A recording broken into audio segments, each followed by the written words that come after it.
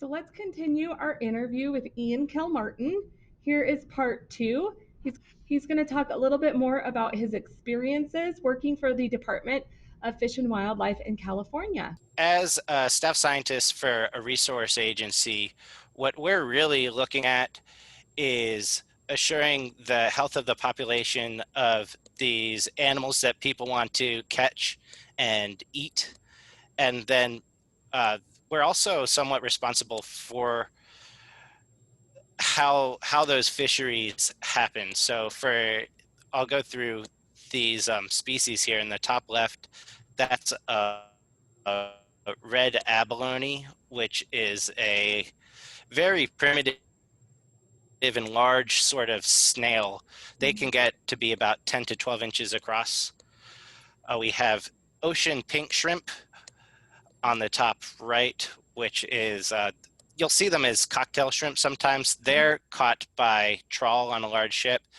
Uh, Bottom left are two species of sea urchin, red and purple sea urchin, and they're caught in a commercial fishery, mostly for sushi, but there's bigger problems where the purple urchins especially have exploded in population and have really destroyed and eaten a lot of the kelp.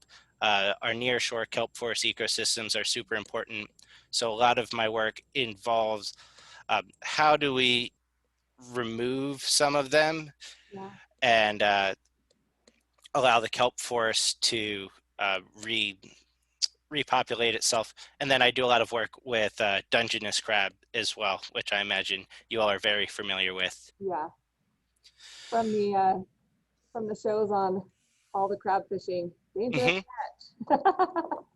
Well, um, and it's named after the town of Dungeness in your home state. yep, yep. Dungeness Pit. Yep. They have a beautiful beach up in the top northwest corner. So Yeah. I've actually been there. Yeah. So what is one of the most interesting things that you have done? Yeah. I'll just read one of the crazy things about pursuing science, I think, is you never really know what you're going to end up working on.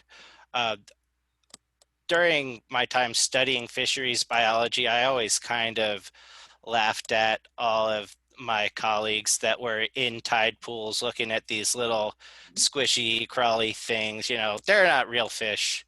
Where what are what are they up to? But lo and behold, this is the job I've got, and it's fascinating. Mhm. Uh, And one of the whales getting tangled up in crab pots, and okay. that's it's killed a number of whales and has caused delays to our fishing season. Mhm. And as it is in Washington, the Dungeness crab fishery is worth millions and millions of dollars in California. So what we're trying to do is figure out how we reduce the conflicts between Yeah. and uh, whales and crab pots.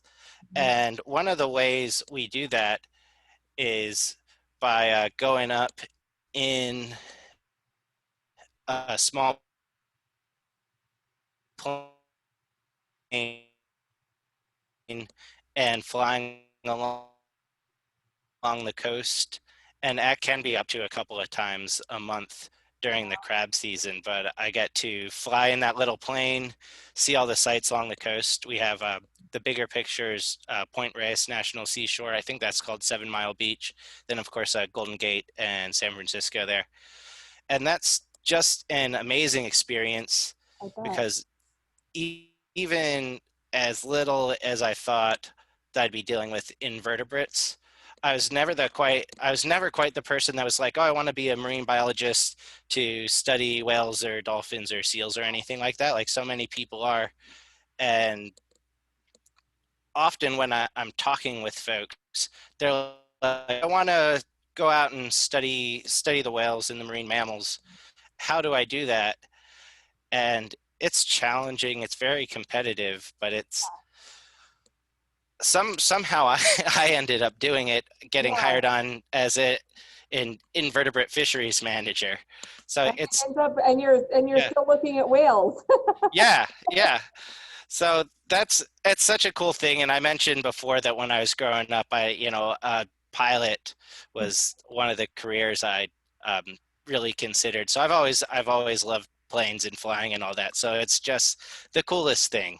Yeah, that's kind of, it combines all of the loves of the things that you wanted Yeah. to do all in one. That's awesome.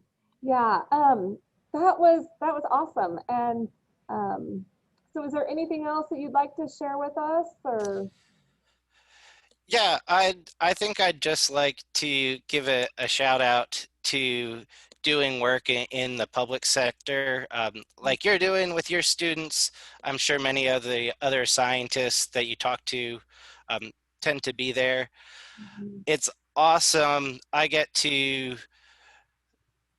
work for the people to make sure our resources are protected, to make sure that people whose livelihoods depend on these fisheries are protected, and it's a tremendously rewarding thing. And I think that's a good thing for anybody to consider. Yeah, I think working for the public, it's a kind of humbling experience because you are Absolutely. working for everybody and Hmm. for the greater good. I totally can agree with you on that. So, Great. well, thank you very much. I really, really appreciate it. And I'm sure that the kids are going to love this. So, Yeah, I appreciate the opportunity. Thank you. And if any of the kids have questions, you okay. have my email. Feel Yep. free to forward them along. Okay. Sounds good. Thank you, Ian. All right. I Thanks, Heidi. appreciate it. See you Bye. later.